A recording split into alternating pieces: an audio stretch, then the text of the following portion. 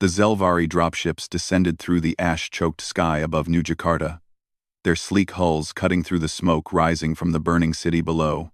Commander Zektar stood at the observation deck of the lead vessel, his forearms crossed behind his crystalline exoskeleton as he studied the battlefield data streaming across his neural display. Another human settlement falls. His lieutenant, Krixon, commented with satisfaction. Their primitive projectile weapons cannot penetrate our energy shields. This conquest grows tedious. Zektar's mandibles clicked in agreement. The Galactic Coalition had expected more resistance from Earth's military forces, but after 6 months of systematic invasion, humanity's defenses had crumbled like dried leaves. The humans fought with admirable determination, but their technology was centuries behind Coalition standards. Deploy ground forces to Sector 7, Zektar ordered. Intelligence reports a small human garrison holding the industrial district. Eliminate them and secure the manufacturing facilities intact. The dropships landed with practiced precision, disgorging hundreds of Zelvari warriors in their powered armor. Each soldier stood 8 feet tall, their suits amplifying their already impressive strength and providing complete protection against human small arms fire. Energy weapons hummed to life as they advanced through the rubble-strewn streets. Private Chen Wei pressed himself deeper into the shadows of a collapsed office building. His breathing shallow despite the searing pain in his left shoulder. Blood seeped through the makeshift bandage he'd torn from his uniform, and his left arm hung useless at his side. The rest of his squad lay scattered across the street behind him, their bodies still smoking from the Zelvari plasma fire that had torn through them minutes ago. He'd been lucky, if you could call it that. The collapsing wall had knocked him clear of the worst of the blast, though shrapnel had torn through his shoulder and rendered his assault rifle useless. Now he watched through a gap in the rubble as the alien warriors marched past, their heavy footsteps crushing debris beneath them. Chen's fingers found the familiar weight of his father's old hunting rifle, pulled from a museum display when the invasion began. The ancient bolt-action weapon seemed pathetic compared to the aliens' technology. But it was all he had left, 5 rounds in the magazine, 20 more in his pocket. Against an entire Zelvari battalion, the aliens moved with casual arrogance, not bothering with cover or tactical spacing. Why would they? Their shields had proven impervious to everything humanity had thrown at them. Chen watched as they congregated near an intersection, their commander gesturing toward different streets as he divided his forces. Through his scope, Chen studied the aliens' armor. The energy shields shimmered like heat mirages around each warrior, deflecting dust and small debris. But Chen noticed something the aliens seemed to have forgotten in their superiority complex. The shields pulsed in a rhythm, cycling every few seconds. During each cycle, there was a fraction of a second where the shimmer faded at the joints where the armor plates connected. His father had taught him patience on those long hunting trips in the mountains of Taiwan. A good hunter becomes part of the environment, the old man would say. The mountain doesn't move, doesn't breathe, doesn't think. Be the mountain, and your prey will never see you coming. Chen became the mountain. The Zelvari commander raised his arm to signal the advance. In that moment, the shield cycled at his shoulder joint. Chen's rifle whispered death across 600 meters of ruined cityscape. The commander's arm separated from his body in a spray of orange blood, the heavy rifle round having found the microscopic gap in his defenses. For a heartbeat, silence reigned. The Zelvari stared at their commander as he collapsed, his life fluids pooling beneath him. Then, chaos erupted. Energy weapons fired wildly at buildings, at shadows, at anything that might hide a threat. Orders were screamed in their guttural language as soldiers scrambled for cover they'd never thought they'd need. Chen was already moving, crawling through a maintenance tunnel he'd scouted earlier. His shoulder screamed with each movement, but he ignored it. Pain was just another sensation, no different from the cold metal against his belly or the acrid smoke in his nostrils. He emerged 4 blocks away, taking position in a burned-out apartment complex. The Zelvari were still firing at his previous position, their formation now bunched together as they sought safety in numbers. A tactical error. Through his scope, Chen identified the next officer by the command markings on his armor. He waited, breathing steady despite the fire in his shoulder. The shield cycled. The rifle spoke. Another alien fell, his throat opened by a round that found the gap beneath his helmet. The Zelvari panic intensified. They couldn't understand how their impenetrable defenses were failing. Their technology couldn't detect the primitive chemical-propelled projectiles until they'd already struck. Their sensors, calibrated for energy weapons and modern threats, ignored the ancient rifle as background noise. Zektar watched the chaos unfold through his command display, his mandibles clicking in frustration. 2 officers dead, morale crumbling, and they couldn't even locate the attacker. "Commander," Crixon's voice crackled through the comm. "Should we call for orbital bombardment and destroy the facilities we came to capture?" Zektar snarled. "Find that human and kill it." But finding Chen was like hunting a ghost. He moved constantly, never firing from the same position twice. Each shot was calculated, patient, devastating. He targeted officers first, then communication specialists, then heavy weapon operators. Without leadership and coordination, the Zelvari battalion descended into chaos. Chen lined up another shot, this time on a soldier trying to establish a communications relay. His hands were steady despite the blood loss, making his vision blur at the edges. The crosshairs settled on the gap where the alien's chest plate met his shoulder guard. He began to squeeze the trigger. The building shook as a plasma blast tore through the floor below him. They'd finally triangulated his position. Chen rolled aside as the ceiling began to collapse, his rifle clutched against his chest. More explosions followed as the Zelvari poured fire into the structure. He tumbled through a hole in the floor, landing hard on his wounded shoulder. Black spots danced across his vision as agony shot through his body. When he could see again, he found himself in a basement, the building above groaning as it settled into ruins. Chen checked his rifle. Still functional, though the scope had been knocked out of alignment. He had 12 rounds left. His shoulder was bleeding freely now, the bandage lost in his fall. He could hear Zelvari voices above, see the glow of their lights as they searched the rubble. Most soldiers would have surrendered or made a desperate last stand. Chen did neither. He crawled into a storm drain, letting the polluted water carry him away from the search area. The Zelvari technology couldn't track him through the mix of sewage, chemicals, and corroded metal that filled the old drainage system. He emerged a kilometer away, near the ruins of a shopping district. His body shook from shock and blood loss, but his mind remained focused. The Zelvari had learned caution now, moving in tight formations with overlapping fields of fire. But caution made them predictable. Chen found an overturned delivery truck and crawled beneath it. Through a gap in the wreckage, he could see the aliens advancing down the main avenue. They'd adapted their tactics, keeping their joints protected, weapons ready. It didn't matter. Chen had adapted too. He aimed for equipment now, rather than bodies. A shot through an energy weapon's power cell created a devastating explosion. A round through a shield generator left its wearer suddenly vulnerable to their own allies' panicked fire. Each shot sowed more chaos, more fear.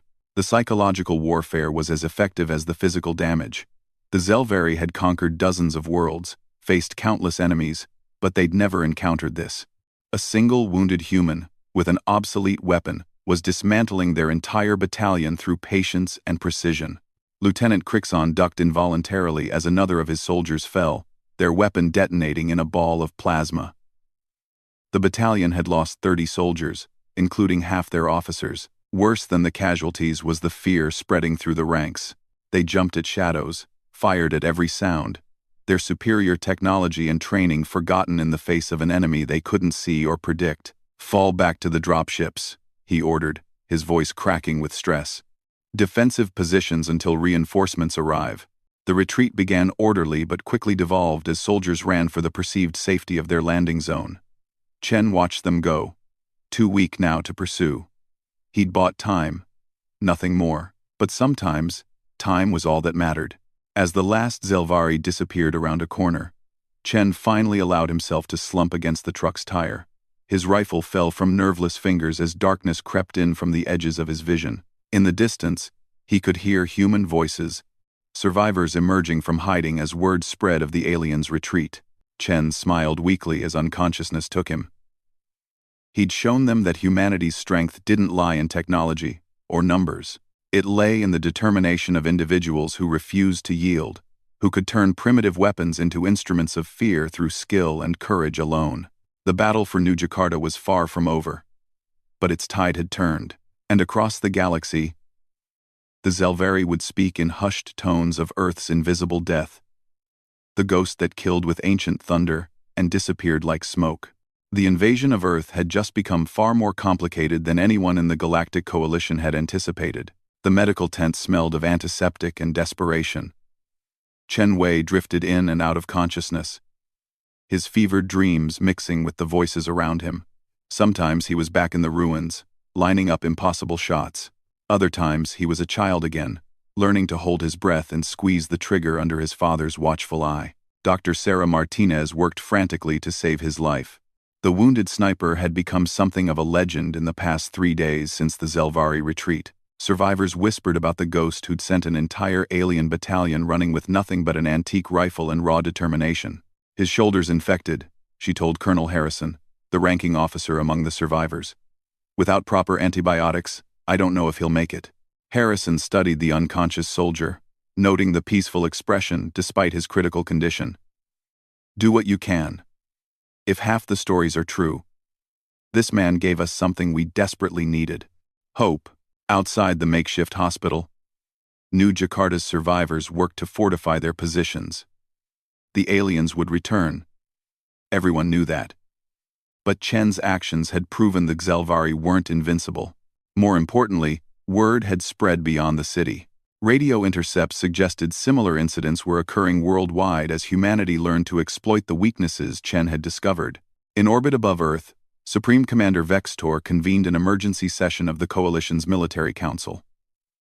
The holographic forms of his fellow commanders flickered in the conference chamber, their expressions grim. 17 battalions have reported similar attacks, the Kithari representative stated, her feathered crest fluttering with agitation. Single human snipers using primitive weapons to inflict significant casualties before disappearing. Impossible, General Mordak of the Brutari contingent growled. Our shields are rated against weapons far more powerful than their chemical projectiles. Vextor brought up a technical analysis on the main display. The humans have identified a critical flaw in our shield cycling patterns. During the refresh cycle, gaps appear at the armor joints for approximately 0.3 seconds. The humans are timing their shots to exploit these windows. Then we modify the cycling pattern, Mordak suggested. We've tried. Randomizing the patterns causes power fluctuations that actually create larger gaps. Maintaining constant shields would drain our power cells within hours. Vextor's 4 eyes narrowed. We must accept that our technological superiority has bred complacency. The humans have reminded us that warfare is not won by technology alone. The council erupted in debate. Some called for immediate orbital bombardment of all population centers. Others argued for a temporary withdrawal to reassess their strategy. Vextor silenced them with a sharp gesture. We will adapt, as warriors must.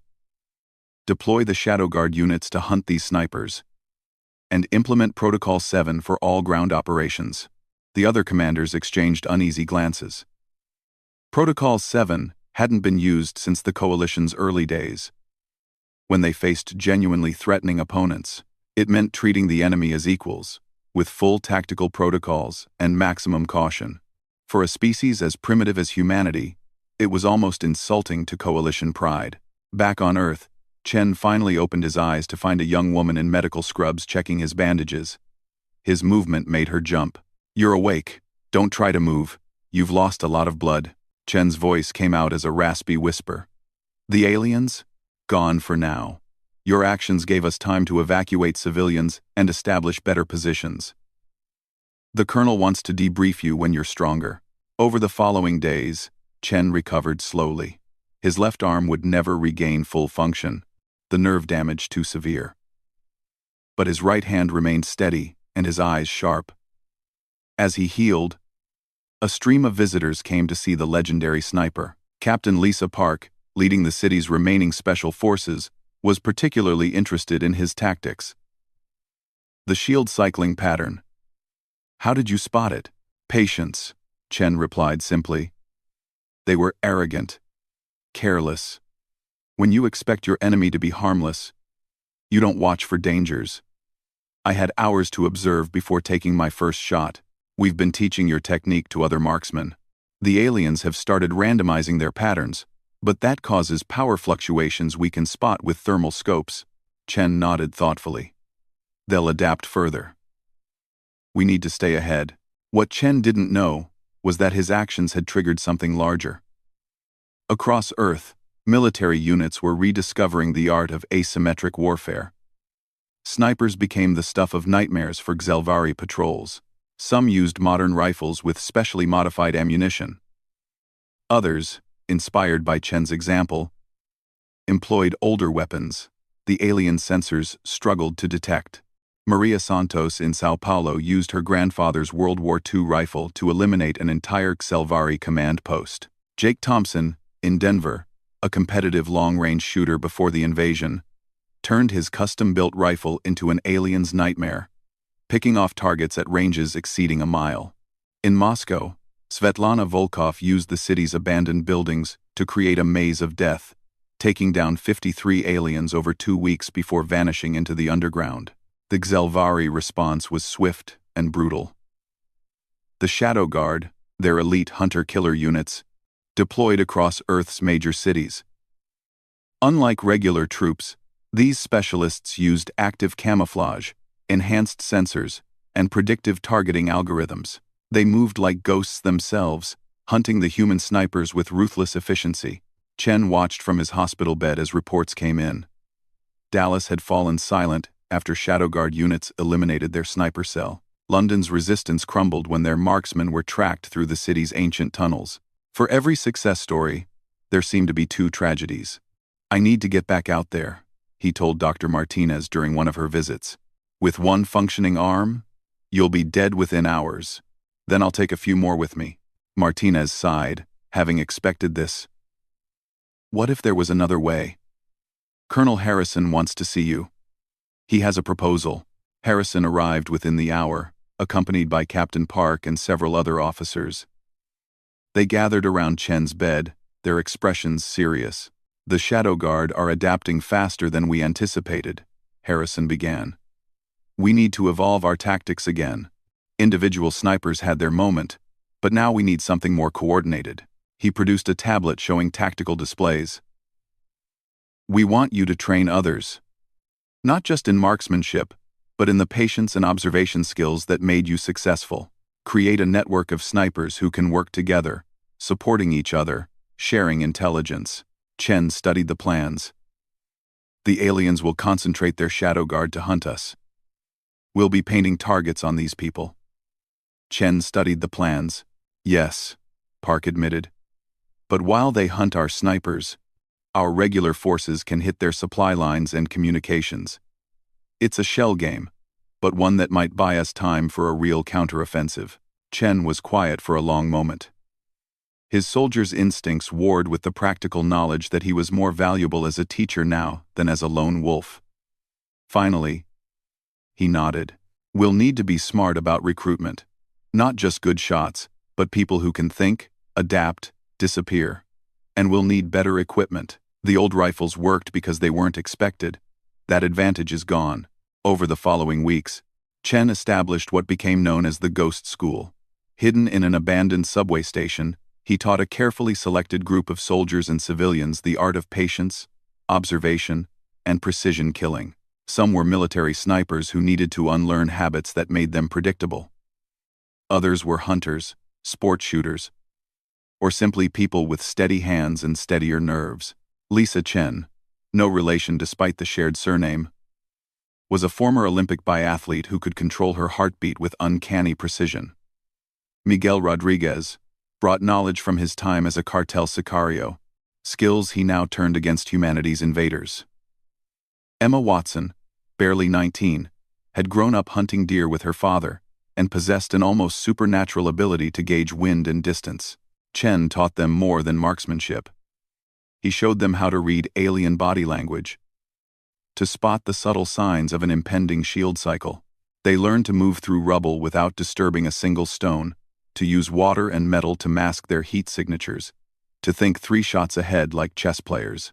Remember, he told them during one lesson, you're not just snipers. You're psychological weapons.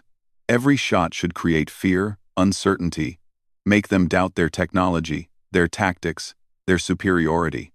The students practiced on captured armor pieces, learning exactly where the weak points formed during shield cycles. They studied Zelvari anatomy, identifying critical points that would cause maximum damage with minimal exposure. Most importantly, they learned patience. The first coordinated operation came 3 weeks later. The Zelvari had established a forward base in the ruins of Jakarta's financial district, using it to coordinate search and destroy missions against human survivors. The aliens had learned from their earlier mistakes, maintaining constant patrols and overlapping fields of fire. Chen watched from a concealed observation post as his students took their positions. 12 snipers spread across a square kilometer, each with specific targets and escape routes. The Shadow Guard were out there too, he knew, waiting for the first shot to reveal a shooter's position. Emma fired first, her rifle's suppressor reducing the sound to a whisper. A Zelvari communications tech fell, the shot timed perfectly with the shield cycle. Before the aliens could react, Miguel's shot took down a sentry on the opposite side of the compound. Then Lisa from the north, James from the east, each shot coming from a different direction, creating chaos. The Shadow Guard responded instantly, their enhanced sensors tracking trajectory paths.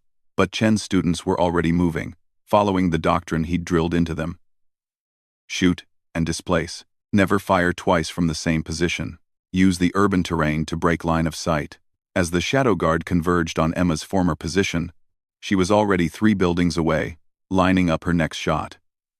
The elite aliens found only a calling card, a spent shell casing with a message etched in English. Ghosts of Earth. The battle raged for 6 hours. The Zelvari base became a death trap as shots came from seemingly everywhere and nowhere. The aliens' superior technology meant nothing when they couldn't find targets to engage. Worse, the snipers had learned to use the Shadow Guard's own hunting instincts against them, laying false trails that led to booby traps or kill zones where multiple shooters could concentrate fire. By nightfall, the Zelvari abandoned the base, leaving behind valuable equipment and intelligence in their haste to escape the invisible death that surrounded them. Chen's students regrouped at predetermined safe houses, exhausted but triumphant. They'd lost 2 of their number to Shadow Guard hunters, painful losses but far fewer than expected. In the command bunker, Chen reviewed the operation with grim satisfaction. They'd proven that coordinated sniper operations could challenge even the Zelvari's elite units, but he knew this was just the beginning. The aliens would adapt again, develop new countermeasures. The war would become a deadly game of innovation and counter-innovation. What mattered was that Earth was learning. Each engagement taught humanity more about their invaders, exposed new weaknesses to exploit. The Galactic Coalition had expected quick conquest of a primitive world. Instead, they'd found themselves in an escalating guerrilla war against an enemy that refused to accept defeat. As Chen watched his students clean their weapons and share stories of the day's battle, he thought of his father's words. The mountain doesn't conquer through strength, but through patience. It endures while empires rise and fall. Earth would endure. 1 shot at a time. 6 months had passed since Chen Wei fired his first shot against the Zelvari. The war had transformed from a one-sided conquest into a grinding stalemate that confounded military analysts across the galaxy.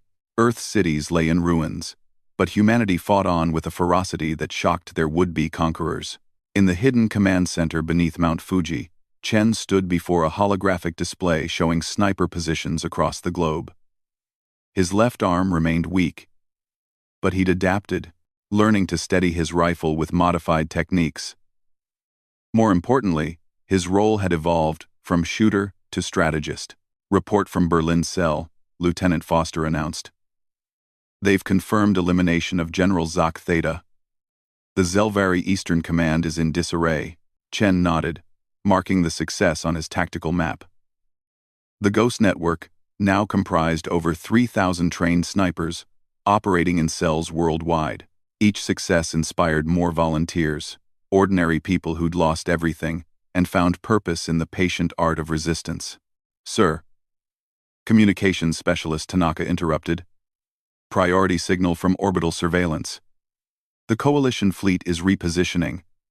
It looks like they're preparing for something big. Chen studied the data feeds. After months of costly ground operations, the Zelvari seemed to be changing tactics.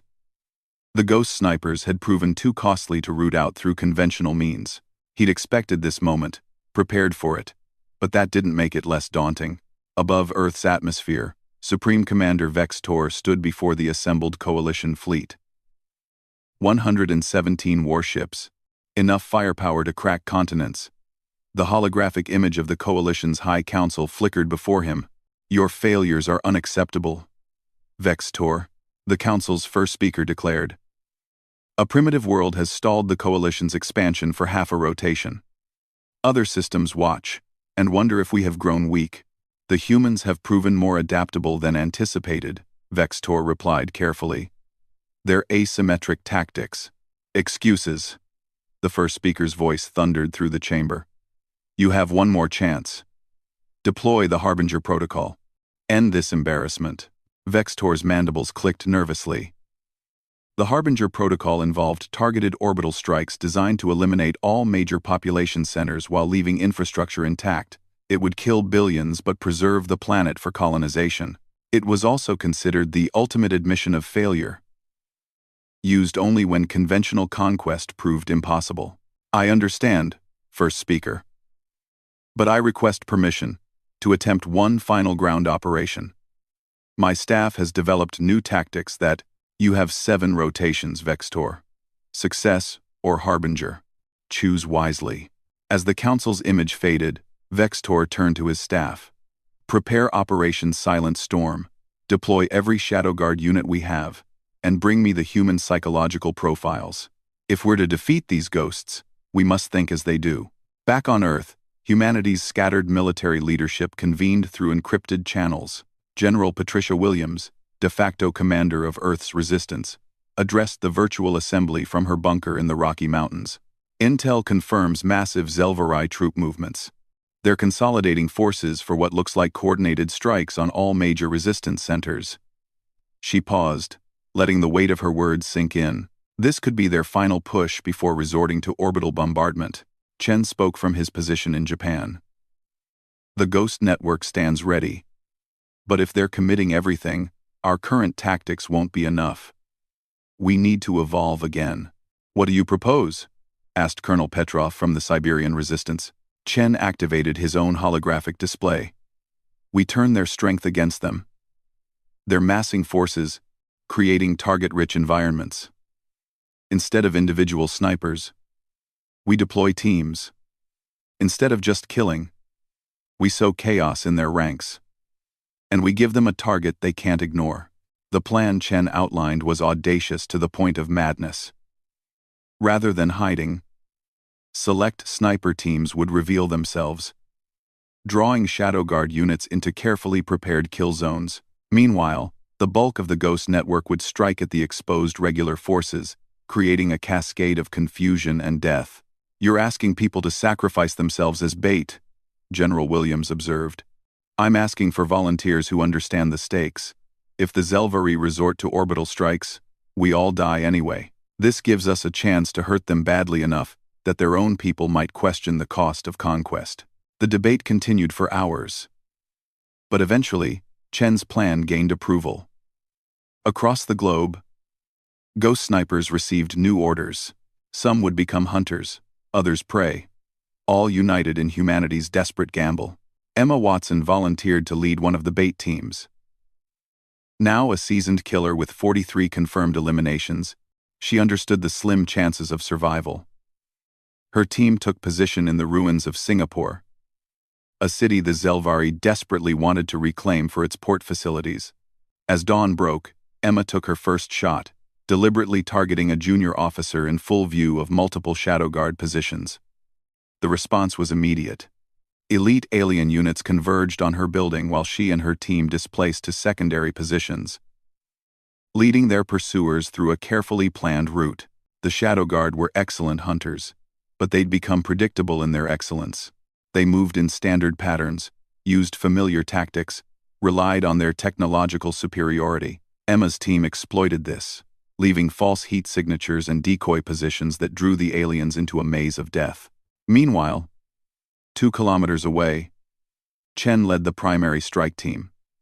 With the Shadow Guard focused on Emma's bait, regular Zelvari forces were left exposed. Chen's shooters worked with mechanical precision, each sniper assigned specific targets in a choreographed symphony of death. The command post fell first. Chen put a tungsten core round through the shield generator, leaving the entire structure vulnerable. His students followed up, eliminating officers and technicians before they could adapt. Communications arrays exploded under precise fire. Vehicle fuel cells detonated in chains of destruction. The Zelvari forces, so dependent on centralized command and technological coordination, found themselves blind and leaderless. Panic spread as shots seemed to come from every direction. Soldiers fired at shadows, at each other, at anything that moved. But the Shadow Guard were adapting too. Realizing they'd been drawn away from the main attack, half their number reversed course. Emma's team paid the price for their deception. One by one, the bait snipers fell to the elite hunters' return fire. Emma made her last stand in a clock tower overlooking the port. Wounded in 3 places, she continued firing even as Shadow Guard units surrounded her position. Her final shot took down a Shadow Guard captain before plasma fire brought the tower down around her. Similar scenes played out worldwide. In New York, Moscow, London, Sydney, bait teams drew out the elite aliens, while ghost snipers savaged their conventional forces. The cost was horrific. Of 300 volunteers who served as bait, fewer than 50 survived. But their sacrifice achieved its purpose. Vextor watched the casualty reports with growing dismay. In a single day, the coalition had lost more troops than in the previous 3 months combined. Entire battalions ceased to exist. The vaunted Shadow Guard, while successful in hunting the bait teams, had suffered 40% casualties. Supreme Commander, his intelligence officer reported, voice tight with stress. The human media networks are broadcasting footage of our losses. Morale among coalition forces is plummeting. Some units are refusing deployment orders. Vextor closed all 4 eyes, feeling the weight of absolute failure. The humans had turned his final offensive into a catastrophe. Worse, they'd done it by sacrificing their own people, displaying a level of determination that transcended logical military thinking. He opened a channel to the fleet. Initiate Harbinger Protocol. Target all major population centers. May the ancestors forgive us. But as the fleet moved into bombardment positions, alarms screamed across every ship. Human vessels, crude and primitive by coalition standards, erupted from hidden positions throughout the solar system. Humanity had spent months not just fighting on the ground, but preparing for this moment. The ships were mining vessels and cargo haulers, hastily armed with nuclear warheads and driven by volunteer crews on suicide missions. They couldn't match the coalition's technology, but they didn't need to. They only needed to get close enough. The battle in space mirrored the one on the ground. Human ships died by the dozens, vaporized by superior firepower. But some got through. Nuclear fire blossomed against coalition shields. And while few ships were destroyed outright, the constant impacts drained defensive systems and damaged sensitive equipment. Chen watched the space battle from his command center, knowing that everything hung in the balance. If the coalition fleet maintained position, Earth would burn. But if they could create enough chaos, inflict enough damage, all ghost units, execute Omega Protocol, he commanded. Every sniper still alive turned their weapons skyward, firing specialized rounds designed to mark targets for the space forces. It was a futile gesture against shielded warships, but it sent a message. Earth would resist to the last breath. That message resonated beyond Earth. Across the galaxy, species watched as humanity refused to yield. Some were conquered worlds who saw inspiration in Earth's resistance. Others were coalition members who began to question the cost of subduing such a determinedly violent species. On the Coalition flagship, Vextor received an emergency transmission from the High Council. The first speaker's image appeared, her expression unreadable. Supreme Commander, the situation has become politically untenable. 3 member species have withdrawn support for Earth's conquest. Others demand an end to hostilities. The Council has decided to offer terms. Terms? Vextor couldn't hide his disbelief. We're offering terms to primitives? The cost of victory exceeds its value. You will negotiate a ceasefire. Earth will remain independent but isolated, quarantined from the galactic community until they achieve appropriate technological advancement. This war ends now. The transmission cut off, leaving Vextor staring at the blue planet below. In 6 months, a single wounded human with an obsolete weapon had sparked a resistance that brought the greatest military power in the galaxy to a standstill. It was impossible, illogical, and undeniably real. As ceasefire negotiations began, Chen stood on a hill overlooking the ruins of New Jakarta. His students, those who'd survived, gathered around him. They'd won, if survival could be called victory. Earth remained free, though at a cost that would take generations to heal. "What now, teacher?" asked Miguel, one of his first students. Chen considered the question. The Zelvari were leaving, but they'd be watching. Humanity had earned a reprieve, not peace. They would need to rebuild, to advance, to prepare for the day when the quarantine lifted and Earth took its place among the stars. "Now we remember," Chen said finally. "We remember that technology doesn't determine victory. We remember that patience and determination can overcome any odds, and we teach the next generation what we've learned." He looked at the stars visible through the smoke-filled sky. Out there, the Coalition wondered how they'd been stalemated by a primitive world. They'd learn, eventually, that humanity's greatest weapon wasn't technology or numbers, but an indomitable will that refused to accept defeat. The war was over, but Chen knew it was only the beginning.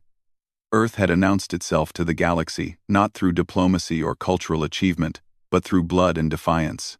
When humanity finally reached the stars, they would be ready for whatever waited in the dark. The ghost snipers had given Earth that chance. One patient, precise shot at a time.